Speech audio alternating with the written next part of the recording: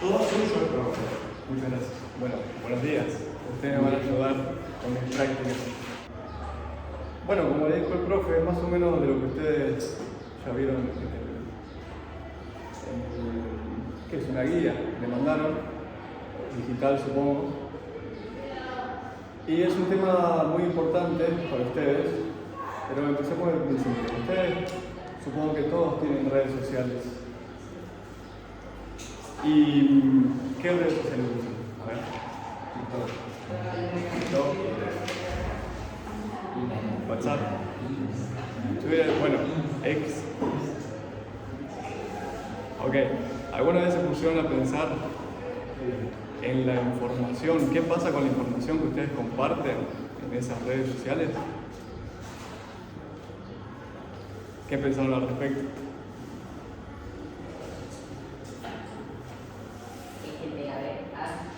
Tal cual, hay gente que la ve, pero no solamente hay gente que la ve, sino que queda en la plataforma también, o en los dispositivos. Y en relación a eso, ¿ustedes saben o tienen idea de un caso en donde una persona haya tenido algún tipo de exposición o inconveniente por algún dato que dejaron en las redes sociales y, bueno, se divulgó sin su consentimiento? Ok.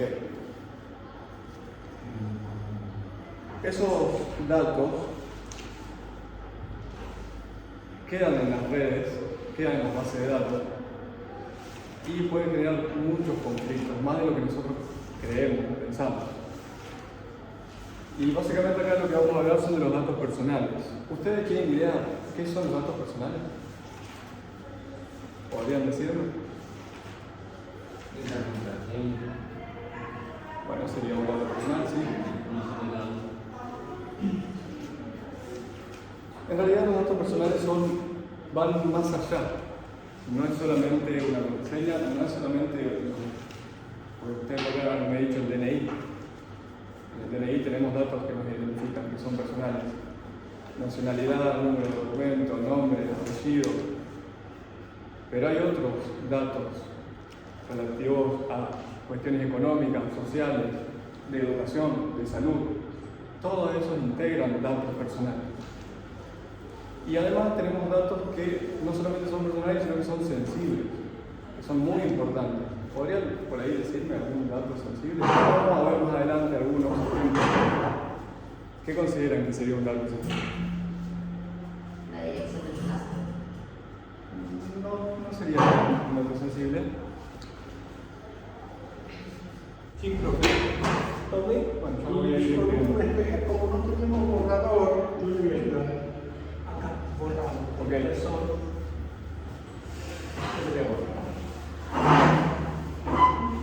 Bueno, según lo que el profe me comentaba, ustedes estuvieron viendo los derechos de primera generación. Eso lo vieron más en tercero. Ok, los de segunda generación también, supongo, y los de tercera generación. ¿Se acuerdan más o menos? Los de primera generación eran los civiles y políticos, los de segunda generación, cuestiones económicas, sociales, gremiales. Los de tercera generación ya hablamos de cuestiones que tienen que ver con el cambio climático, el medio ambiente, todas cuestiones de cooperación internacional, básicamente. Y ahora surge una nueva categoría que son los de cuarta generación y que está relacionado con el humano, o sea, nosotros como personas, con la tecnología digital. Porque hoy en día tenemos que hablar de que somos personas digitales, básicamente. Tenemos una identidad digital. Cada uno de ustedes tiene una cuenta, tienen una personificación, entre comillas, digital, con la cual realizan un montón de, hechos básicamente, que muchos de esos son hechos jurídicos que tienen consecuencias a lo largo de su vida.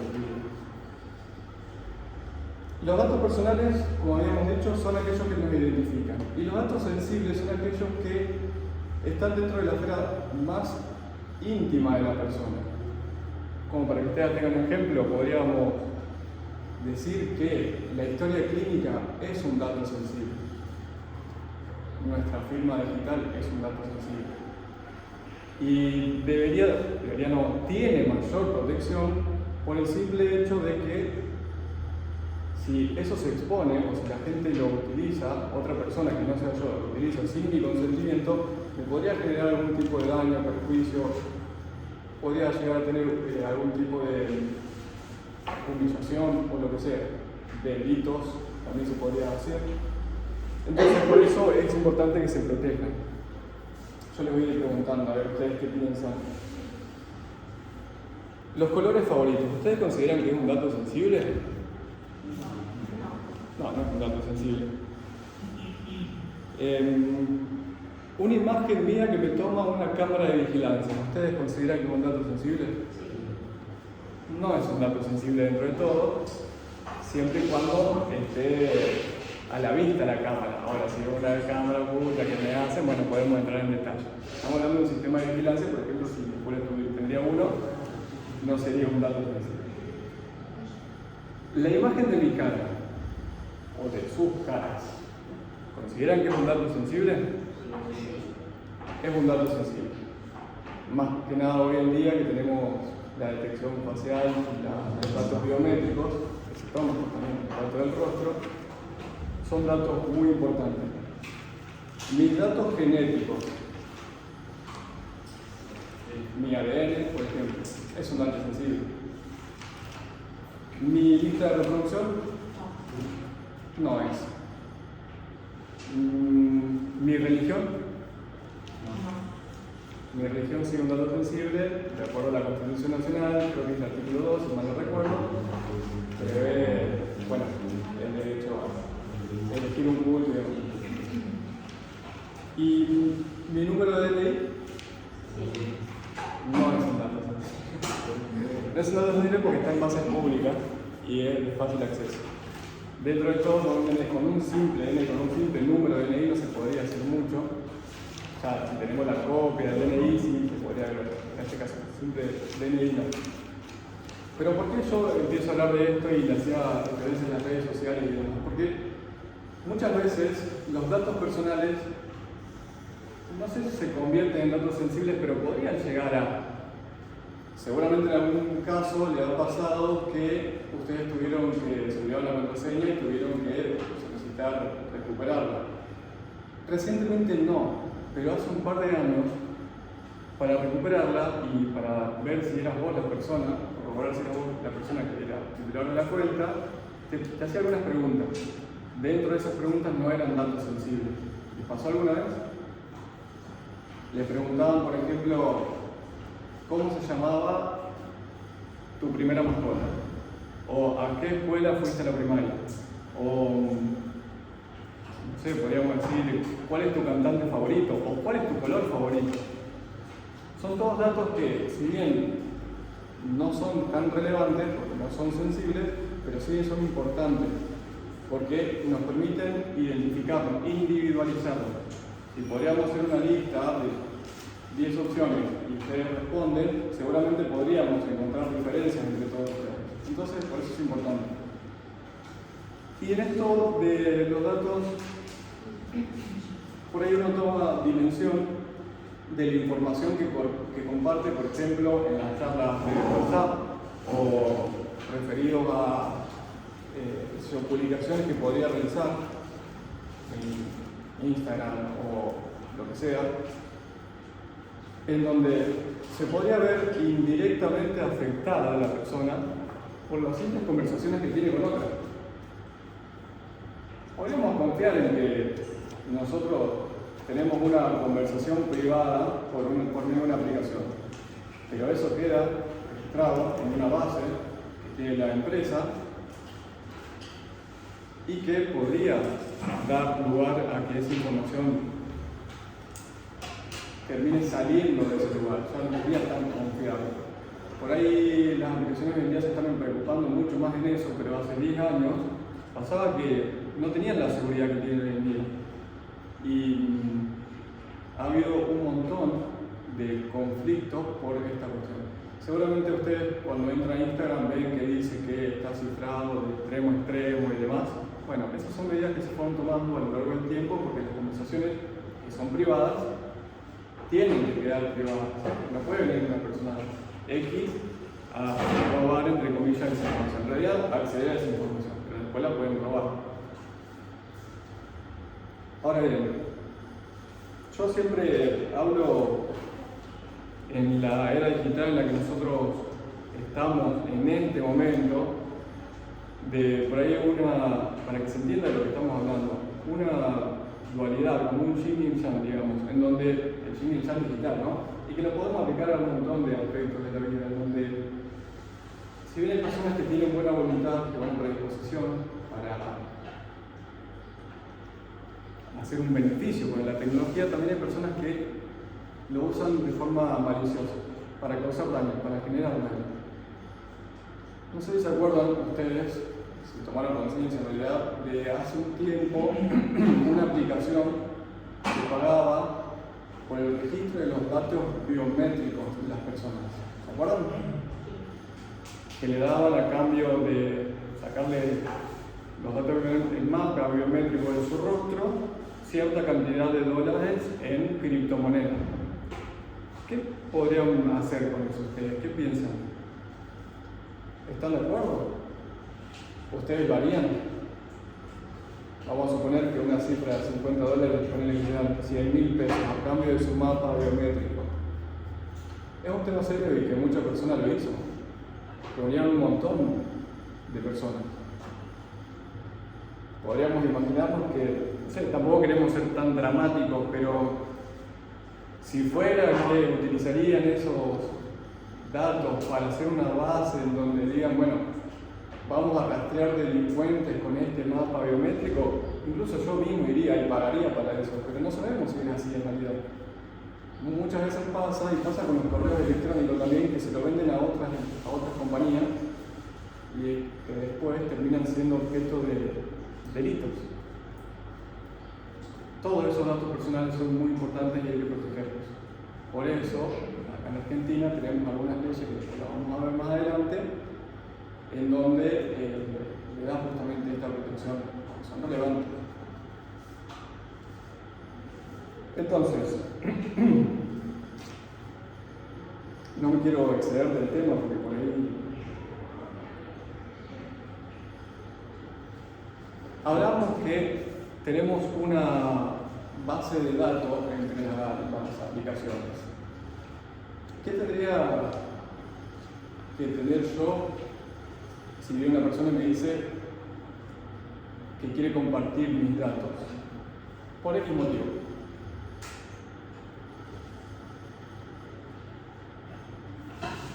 Ustedes tendrían que aceptarlo, tendrían que consentir. Porque básicamente, cuando hablamos de los datos personales, habíamos dicho que eran una cuestión privada, de un derecho privado, de la privacidad, básicamente. ¿Saben qué es la privacidad? ¿Podrían decirme qué es la privacidad? No sean tímidos. Estamos charlando, ¿no? Charle con el profesor, no está tomando examen. No es una clase positiva, a mí me gustaría que ustedes me cuenten también. Privacidad. ¿A qué le hace referencia? Aparte, no afecta al joven como ustedes.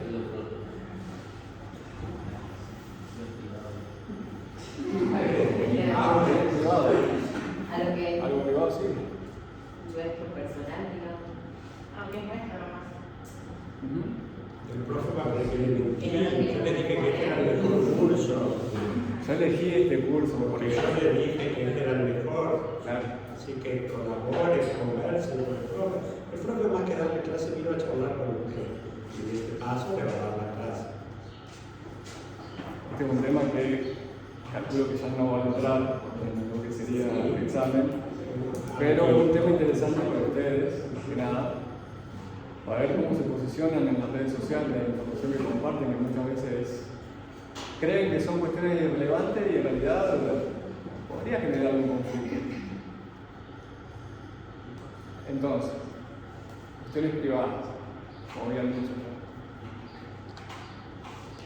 La privacidad, bueno, justamente es el derecho en donde Bueno, no lo quiero hacer tan técnico porque ustedes tampoco, no sé si tienen una orientación tan técnica, pero es cierto lo que ustedes dicen, que es algo privado, son informaciones, se guardan solamente para una persona y que no tienen que estar al escrutinio público, es decir, no tienen que venir otra persona a ver de qué se trata esa información. Es la forma de autodeterminación que tienen las personas, que básicamente es libre. Y los datos personales tienen relación directa con esto. Y los datos personales digitales es un extremo, o sea, es una extremidad más de mi persona, en donde yo como imagen digital, como persona digital, voy a ir realizando distintos actos a medida que vayamos realizando cosas.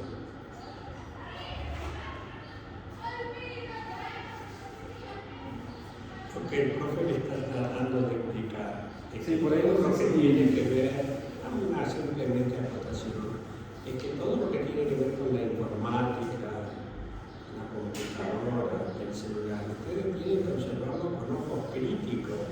No es el televisor de la casa, no es la heladera que no me puede afectar para nada.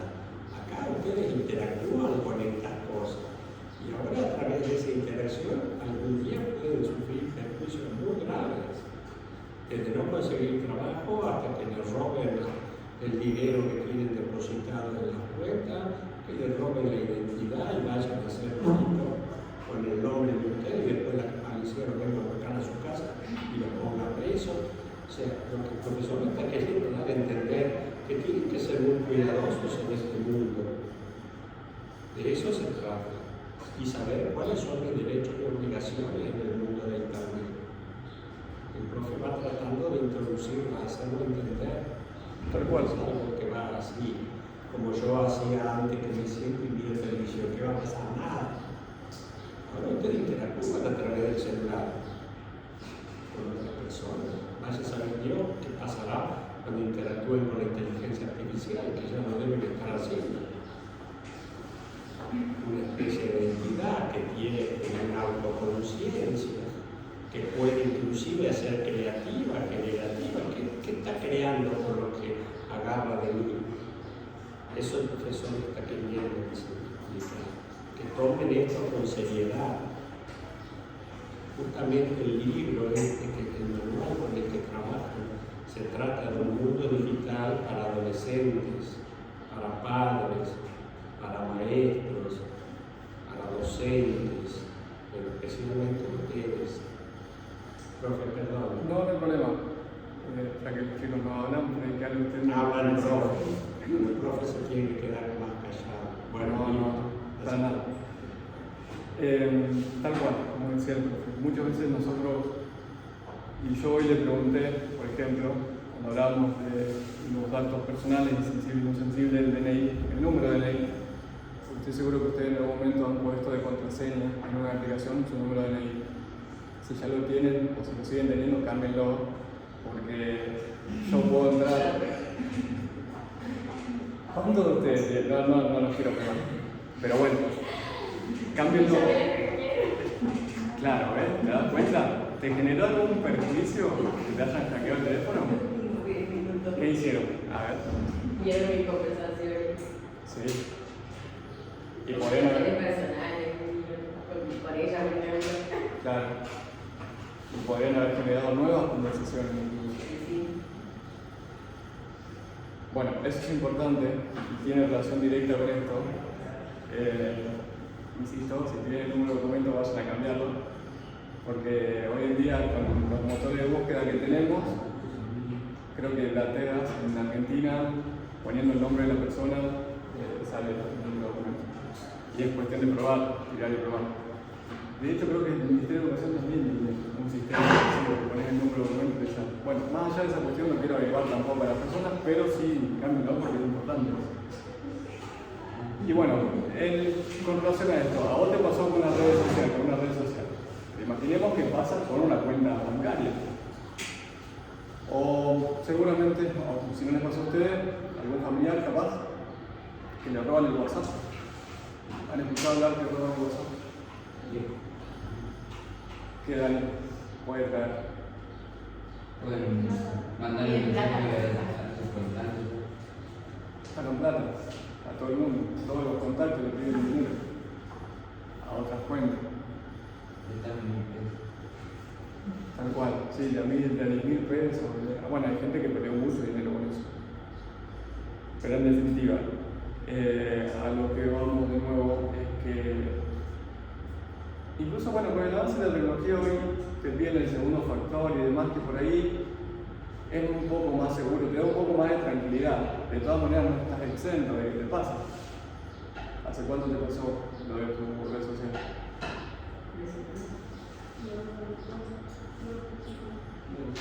Bueno, pero es reciente, digamos. 2 semanas por ahí. Claro, 2 semanas es un poco. ¿Y no tenías activado el segundo factor? El segundo factor. En otras aplicaciones se llama verificación en 2 pasos. ¿No? Porque no activaste, digamos, no sabías. No sabías. Ahora sí lo tengo. Culpa de eso, casi perdí un correo. A ver, esa es la otra parte. Porque tenía que consultarlo con el celu que se me había roto. Claro. Y no podía entrar. Bueno, pero te dice vos probar con otro método. Bueno. No, a veces no me aparecía para hacerlo con el número, ¿viste? Y tuve que esperar a que no aparezca. Claro. Así me llegaba el código del número. Sí, esas son las dos partes, digamos. Algunos es un beneficio, para otro es una complicación. Pero también supongamos el hecho de que perdemos el teléfono.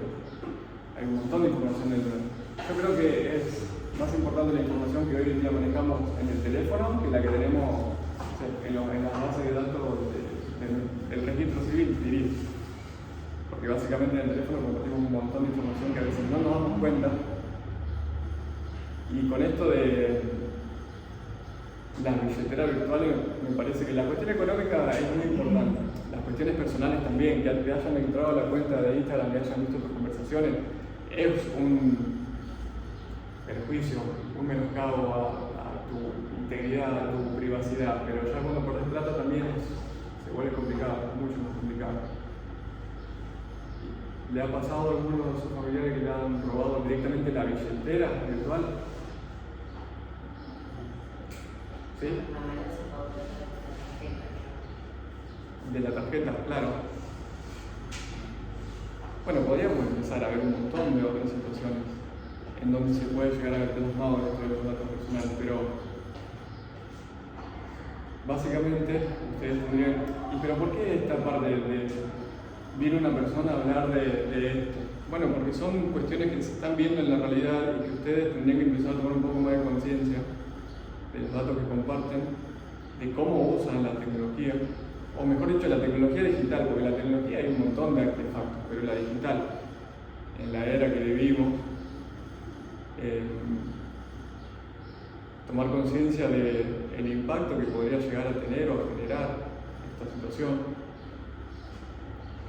Y el que podría llegar a generar más adelante. Porque incluso yo siempre digo que vamos corriendo atrás de la tecnología digital, porque hasta que llegamos a dar una solución ya han pasado 1 millón estamos hablando acá en Argentina, y acá localmente, imagínate que como 2, 4, 6, 8, 10 personas, creo 9, y a uno por lo menos le ha pasado algo relacionado a la pérdida de datos. Imagínense a nivel mundial. Y te dirían, ¿y cómo no podemos solucionarlo antes? Sí, lo que pasa es que no llegamos a tiempo. No llegamos a tiempo a educar digitalmente, a poner mecanismos que sean más efectivos. Lamentablemente no se llega muchas veces. Entonces es bastante complicado. Y después recurre a nosotros, o al profe, más que nada. No sé si te ha pasado alguna vez tener un caso. Sí, tuve casos de juicio contra los bancos porque a ciertos clientes le han robado dinero. No le han robado el banco, pero el banco tiene una plataforma digital donde todos operan a través de ese home banking, a través de los cajeros automáticos, y a la gente le han robado cuesta, pero mucho dinero, y han podido superar todas las instancias, los estándares que el profesor le habla, inclusive los segundos y terceros factores, lo que nos indica que hay una ingeniería social detrás para poder vulnerar usuario, clave, segundo paso, segundo factor. Y todo esto el banco, cuando uno le hace juicio, el banco dice, no, el culpable es el usuario. El culpable son ustedes que no saben usar la computadora. Los culpables son ustedes que dejan que a sus computadoras le entren virus troyanos. Los culpables son ustedes que dejan que les ingresen una puerta trasera dentro de los sistemas informáticos. Los culpables son ustedes que no tienen seguridad informática y operan con banking, con las redes sociales. Y el banco se lava las manos y no les devuelve la plata. Y tienen que estar años lidiando en la justicia para ver si le recuperan algo. Entonces lo que el profesor está queriendo dar a entender es, ojo, cuidado, porque todos operamos con esto. Pero los perjuicios son muy graves, profe, muy graves. Por eso este tema es importante ponerlo sobre la mesa, porque todos ustedes operan y van a operar con esto. Y podemos hacer un desafío entre nosotros y el profe, porque hay una clase del profe, para hacerlo. ¿Saben quién sabe más de nosotros mismos? ¿Qué dijo? Sí, te escucho. ¿Quién sabe más de nosotros mismos? Yo les cuento que hay algo que sabe más de mí que yo mismo. El celular, chicos. Yo les digo, desbloqueame el celular de cualquiera de ustedes y préstamelo. En 5 minutos sé la vida completa de ustedes. ¿Qué piensan? ¿Qué les gusta? ¿En qué redes andan? ¿Con quién se relacionan? ¿Con quién tienen relaciones? ¿Ustedes creen que eso queda ahí a lo más del celular? No. Eso lo están usando en contra de ustedes. Profesor, me permite hacer una discusión de 5 minutos. Hace ya unos años, una señora en Estados Unidos usó un recurso que también nosotros tenemos en la Argentina, que se llama el habeas data. El habeas data, el profesor se lo va a explicar, es un recurso que está en la Constitución Nacional que me permite acceder a la información que está en los bancos de datos. Ella le parecía raro que sentía que las estaban investigando, que le estaban conociendo su vida. Entonces se presentó ante los tribunales norteamericanos y pidió lo que nosotros podríamos ver acá porque también los tenga. Un recurso de habeas data contra Facebook. Obvio que no se lo contestaron de entrada, ella tuvo que seguir, insistió en el juicio, puso abogado y le exigió a Facebook que le entregue toda la información que tenía de ella. Porque ella sentía que su vida íntima, su vida personal estaba siendo exhibida, vulnerada, su intimidad. Bueno, después de un tiempo que ella litigó en los tribunales, un día un cartero golpea la puerta, le deja un paquete, era un sobre que tenía 4.000 páginas, donde Facebook le mandaba la vida de ella, el Facebook de los últimos 5 años.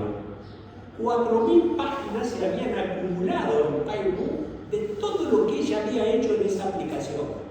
Cuando ella empezó a hojear esas 4.000 páginas, y fue día por día, hora por hora, minuto por minuto, se dio cuenta que en esta aplicación conocían hasta sus estados de ánimo, porque había momentos donde ella se había sentido sola, donde ella estaba insegura, donde ella sufría ciertos problemas. Todo había quedado reflejado en la aplicación. Facebook sabía sobre su vida más que ella misma, de cosas que ella ya se había olvidado. Esto es lo que nos está pasando en este mundo moderno. Entonces, va a pasar un día que van a decir, dame el celular, desbloqueamelo y van a acceder a nuestro mundo, a nuestra vida interna. Porque esto ya pasó. Y pasó en una época inclusive donde no había esta tecnología. En los 70, muchos jóvenes de la edad de ustedes murieron, porque habían cometido el error de ir a una marcha, o de ir a la marcha de los lápices exigiendo boleto estudiantil, o mostrando una ideología, y después a la noche venía un Falcon verde, se estacionaba en la puerta, se lo quitaban o lo sacaban y nunca más volvieron. Se llamaba la noche oscura, y todo eso fue a través de bancos de datos de información que en esa época se tomaban el trabajo de llevarlo a mano. Imagínense eso, ahora lo llevan informáticamente, aprietan un botón y lo tienen, pero no lo tienen ni siquiera acá, lo pueden tener en Estados Unidos. ¿Pueden ellos desde allí influir sobre una elección? ¿Saben a quién van a votar antes que ustedes mismos? De hecho, Estados Unidos acusó a los hackers rusos de influir en elecciones en Estados Unidos. Imagínense, si los rusos pueden influir en la elección de Estados Unidos, ¿cómo los Estados Unidos pueden influir en nuestras propias elecciones cuando elegimos a presidente o a legisladores? Por eso no está dando a entender esto. Y perdón, No, pero pero incluso, este es un tema actual. sí, es muy importante, tampoco para generar paranoia, pero es muy No, importante, hay que pero tener sean cuidadosos. tal cual, sí. Y de hecho, incluso está pasando últimamente no, hace un montón. ¿Alguna vez pasó, sintieron que el teléfono los escucha? Técnicamente ustedes le dieron permiso para que los escuche, pues eso es otra parte del derecho de la privacidad. Vos consentiste que el teléfono te escuche. O sea, activaste el micrófono, le diste permiso para que reconozca tu voz, para que esté al pendiente de lo que vos necesites, pero está la otra cara de la moneda, que todo lo que vos hablas con otra persona, por más que no sea dentro del dispositivo, también queda registrado. Estoy seguro que si empezamos a hablar, si ustedes tienen los teléfonos acá, empezamos a hablar de, no sé, ruedas de auto, es muy probable que, o neumáticos, es muy probable que de acá a 5 minutos entre el teléfono y le salga una publicidad de los neumáticos. ¿Te ha pasado alguna vez? Es increíble, ¿no? A lo que llegamos. Imagínate si estaríamos hablando, qué sé yo, de una cuestión política, de cómo Milei le fue con el Fondo Monetario Internacional. ¿O quién va a ganar la próxima elección? Ellos pueden saber. O si estamos de acuerdo o no con los acuerdo resultados de las elecciones.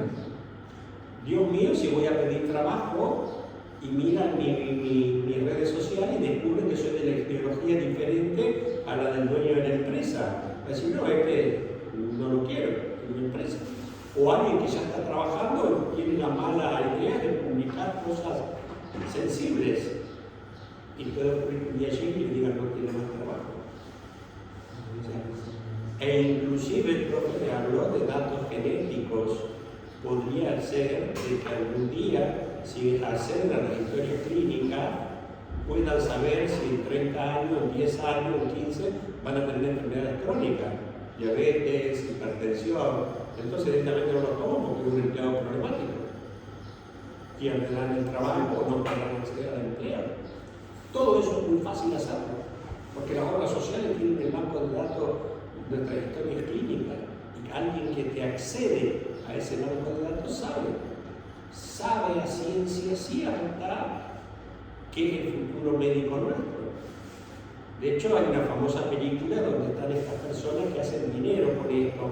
Van a los bancos a hacer el banco de datos de la obra social y vemos que están con enfermedades terminales, que están prontos a morir de cáncer. Entonces, le hacen un seguro de vida a través de un promotor que es medio infiel a una compañía de seguro, le hacen un seguro de vida y el seguro de vida se lo hacen endosar a nombre de ellos.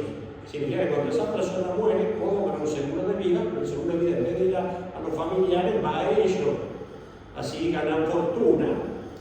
Se ponen como beneficiarios. Te ponen como beneficiarios, entonces así ganan fortuna sabiendo simplemente a quienes tienen que asegurar y a quienes no tienen que asegurar. Van ellos a asegurar a todas las personas de ese banco de datos de la obra social que están con una enfermedad terminal. Nosotros nos preocupamos mucho por esa parte porque somos abogados y ustedes van a decir, bueno, estamos en economía. Sí, yo también terminé en quinto de economía, pero me hice abogado. Entonces, pero más allá de eso, al margen de que nos interesa esa parte, es importante saber, primero, reducir en lo mayor que se pueda los riesgos que pueda llegar a tener esto. Y segundo, ver la responsabilidad de las personas. Ya después vamos a ver en más detalle esta cuestión. Pero bueno, es para que ustedes tengan un poco más de idea y de cuidado muchas veces de lo que comparten en las redes sociales. Cambien las contraseñas, por favor. ¿Mientras estábamos hablando? ¿Eh? No, la cambié cuando me pasó. Ok.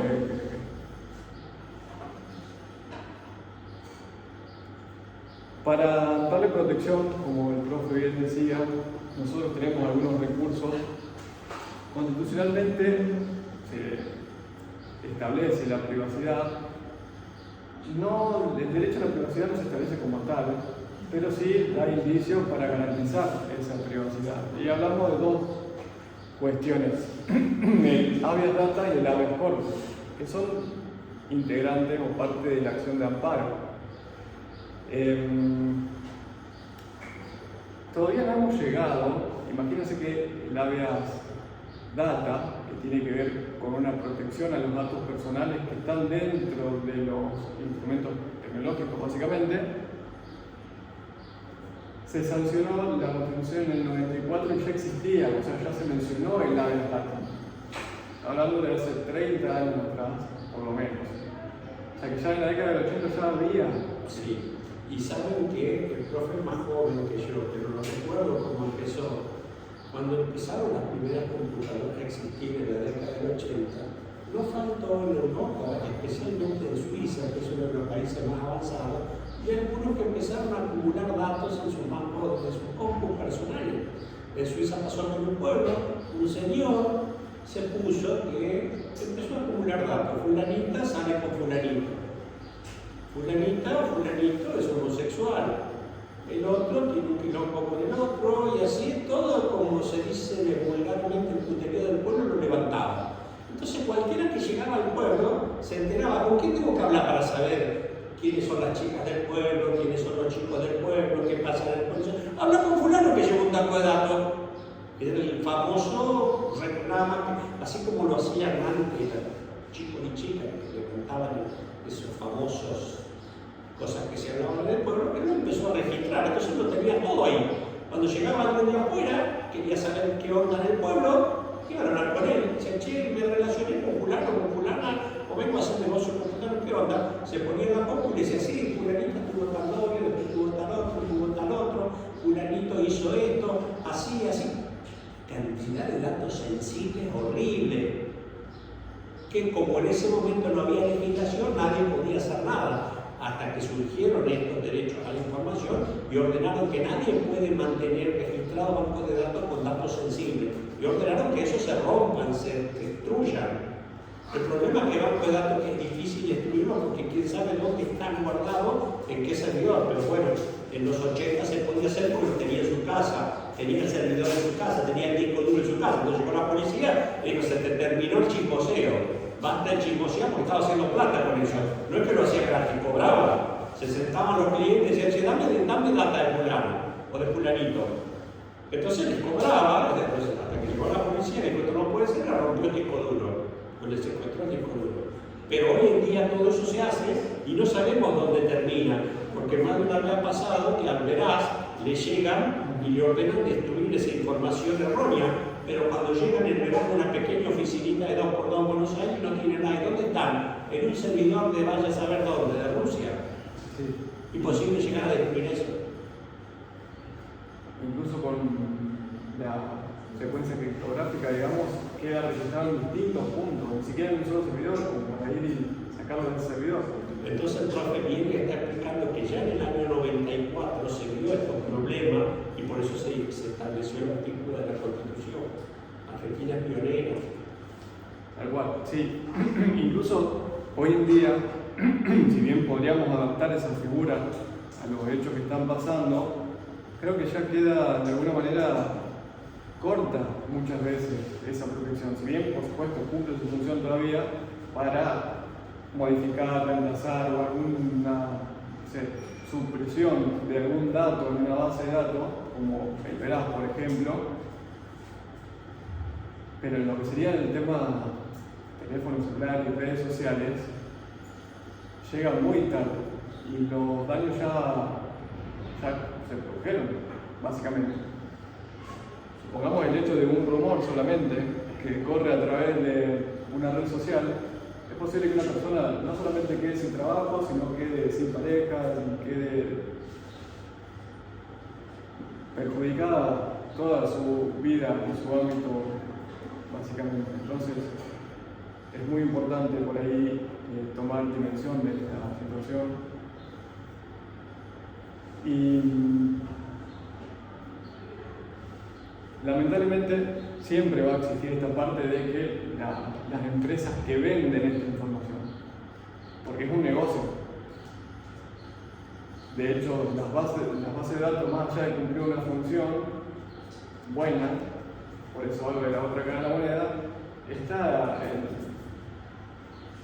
o el vivo que quiere hacer un invento y quiere venderlo porque en negro, o gente que se dedica directamente de forma maliciosa a buscar información de otros lugares. Seguramente han oído hablar de hackers, hackearon una. ¿Sí? ¿Ustedes están de acuerdo con los hackers? Piensan que podrían, porque también tenemos distintas agrupaciones, yo no recuerdo en este momento, pero no vamos a hablar por las dudas acerca de los dispositivos, pero digo, pueden tener un propósito bueno, ¿por qué no? Pero en el 99,9% de los casos esa información que recuperan la venden.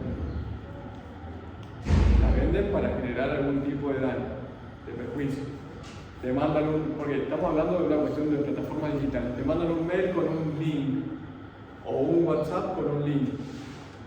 Una vez que vos accediste, ya básicamente accedieron a parte de tu información en el teléfono. Podríamos traer a un especialista en no sé, ciberseguridad como para que explique qué es lo que pasa internamente en el teléfono cuando ustedes acceden a un link que tiene un virus, un troyano o lo que sea, y qué pasa con esa información, a dónde va, quién la recibe, cómo podemos hacer para que eso no pase. Aparte de las recomendaciones que tenemos, si te mandan un link no lo abras, si te pasan una foto dudosa no la compartas, pero lamentablemente puede llegar a ocurrir igual. Entonces, pero aparte de lo que establece la Constitución de la habeas corpus, tenemos una ley también acá en Argentina, que es la 326,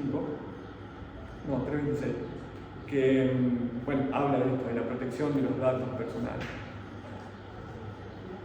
Incluso, habla de qué hacer en estos casos cuando se interpone la habeas data y estos datos personales se tienen que modificar o suprimir directamente.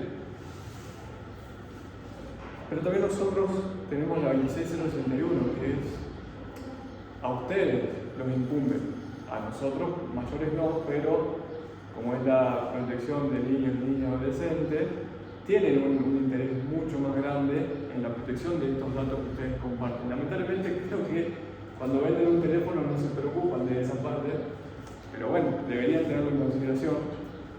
Incluso la protección que tienen es mucho mayor a la de una persona normal.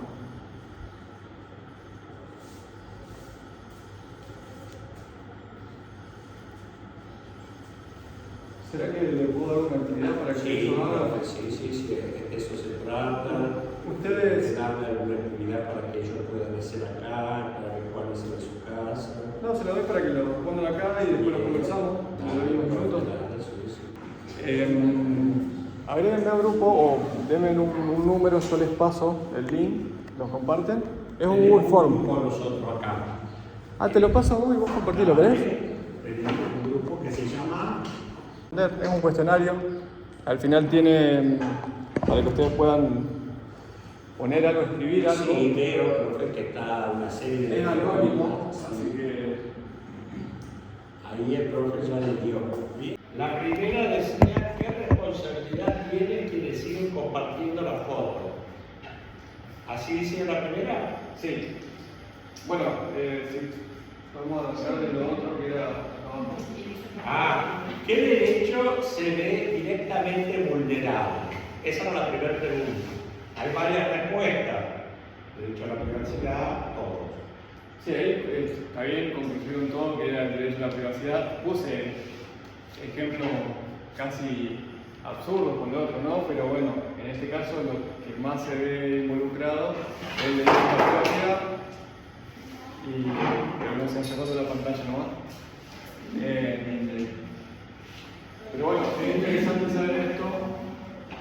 Y la situación que yo planteo es algo que pasa. No sé si a usted le ha pasado, pero tal vez conocen a alguien que le ha sucedido una situación similar, de que comparten fotos sin su consentimiento. El caso de Lucía es un ejemplo, nada más, pragmático, pero es un ejemplo traído a la realidad, básicamente. Por eso es importante. La imagen es algo nuestro. No tiene nadie que se va tomando esos fotos, imágenes de mí. No es tan simple, chicos. Bueno, entonces quiere decir que está bien, todos pusieron correcto la primera pregunta. Está bien, que no miras. Ahora la segunda pregunta decía, aquí está dividido, ¿qué debería poder hacer Lucía ante esta situación? Algunos pusieron nada, porque publicó la foto voluntariamente. Dos, podría denunciar la red social, de dicho eliminación, bueno, compartir, dice, no, algunos dicen, consultar con un abogado, un ente público, una cosa así, ¿no? Sí. Bueno, sí, bien. Esa me interesa que la conversen con el profesor porque se han dividido, no han contestado todo lo mismo. No fue unánime esa respuesta. Y no, pero si vos la publicaste, no parece darle nada, porque vos sabés que yo tampoco tiene. Pero está bien lo que vos decís, pero no está bien del todo. Porque si bien vos la publicaste, esa foto la publicaste en un ámbito privado, o sea, en una cuenta privada. ¿Qué vas a hacer? Claro, a las personas que vos querés que la vean y que la tomaron y la sacaron de contexto y la expandieron, digamos. La llevaron a muchos otros lugares. Ojo con eso, porque que yo haya puesto mi fotito en mi grupo de amigos para que mis amigos vean, no significa que uno de mis amigos la pueden mandar al mundo. Correcto. Ahí está la responsabilidad del que replica. Pero eso sería empatía, más que nada. ¿Cómo? Sería empatía con la otra persona. Empatía, en primer lugar, sí, una cuestión ética, pero también tiene que ver con la privacidad de una persona. Por eso, la primera consigna, la primera pregunta estaba relacionada directamente con la otra. Si quiere no hacer nada, bueno, ella podría elegir no hacer nada, pero su privacidad se ve vulnerada, básicamente. Entonces sí podría hacer algo. Eso depende mucho de la persona. Yo recomendaría que se haga. Digo, ahí alguien puso también, no sé seguro, no sé cuánto fueron, Sí. pero puso consultar a un abogado o a un ente. Bueno, yo considero que sí sería, no sé si lo más conveniente, pero sí directamente. De hecho, a mí me han llegado. No sé si a usted pasó alguna vez, Armando, Sí. que te vengan a consultar por una situación Sí, similar. no exactamente me pasaron con fotos, pero una vez sucedió que hubo una institución muy importante acá al costado, donde había algunos problemas internos, ¿no? Entonces había dos integrantes de esa asociación que uno no había ido a la reunión y el otro le dice, ¿qué pasó en la reunión? Y él en un chat privado, en una conversación del chat privado de WhatsApp, le dice, mirá, el que vino dijo que fulanito es un delincuente, chorro y no sé qué más. Pero en una conversación privada. ¿Qué pasó? La otra persona que recibe el mensaje se supone que dejó el celular abierto sin contraseña por ahí, quedó, y alguien, o la que lo recibió, ¡pum!, lo mandó a las redes. Imagínate, al otro día en todas las redes, todos los integrantes, todo el mundo, escuchando la voz de esta persona, la voz inconfundible, diciendo, acá todos dijeron que fulanito es un delincuente y un chorro. Imagínense la persona que ahora escuchaba que eso andaba por todos lados y muchas cosas más. ¿Qué hizo? Le inició un juicio, una querella al muchacho que lo dijo, a la voz que se escuchaba y lo llevó a los tribunales. Por calumnia y injuria. Ese chico, un chico muy joven, nos vino a ver a nosotros y nosotros lo acompañamos a las audiencias penales, donde estaba acusado por el delito de injuria, y dijo, bueno, sí, la voz es mía. Es cierto, eso es lo que en la reunión el que vino a decirnos dijo, y yo lo dije, y me hago responsable, pero eso fue una conversación privada que yo le hice a mi íntima amiga, que también comparte conmigo la comisión. Ahora, ¿qué pasó en el chat de la amiga? No sé, pero el chat de la amiga salió de ahí y se fue al mundo. Dijo, yo no lo quise injuriar, jamás lo hubiese hecho, jamás hubiese hecho públicamente esto. Pero el audio se fue. No sabemos cómo. Mi amiga dice que dejó el celular en la mesa de la institución re importante de Estado, y alguien le agarró el celular, vio el mensaje, ¡pac!, se lo mandó a otro. Y otro, toda la institución, todo Estado escuchando ese mensaje. Digo, yo no lo quise injuriar. Bueno, el peligro. Una vez que decimos algo en un audio, solo Dios sabe dónde termina eso. Sí, porque no tenemos control directamente de hasta dónde, el límite. Bueno, escuchen chicos, cuenta con timbre. El profe va a seguir con estos temas, quiero que lean este tema. El profesor posiblemente en la clase que viene sigue, porque el tema es más largo. Y posiblemente les traiga un trabajito para que hagan y puedan traer para que les conozcamos. ¿Seguro? Sí, sí. Bueno, con timbre. Bueno, muchas gracias.